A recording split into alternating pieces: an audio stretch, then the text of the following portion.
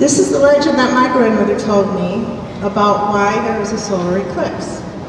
Now, as I mentioned before, the Choctaw and the Pascagoula all believed that God was in everything, including the sun.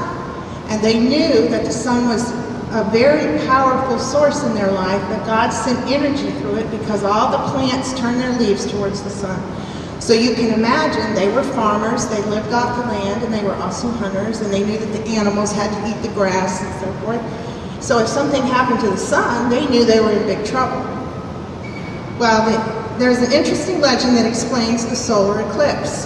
The Choctaw and Pascagoula believed that the spirit of a great black squirrel lived in the heavens, and that when there was an eclipse, the great black squirrel was eating the sun. So the medicine men would build fires all up and down the rivers at all these villages, all the way to Jackson, Mississippi.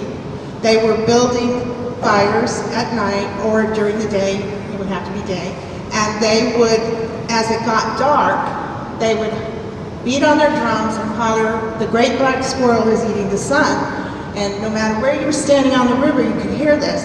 And what they were trying to do was they believed they could chase that squirrel out of the sky. And of course, as we know what happens with the solar eclipse, it looks like something eats away at it until it completely disappears, and then when it starts coming back, they believed that they had succeeded, and they had chased the squirrel out of the sky, and now they were getting the sun back.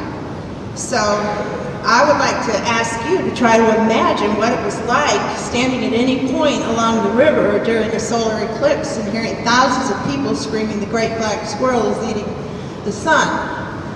Speaking of things in the heavens that made the Indians think, we would like to do a song for you called Choctaw Moon, because they believed that the moon was the sun's little brother.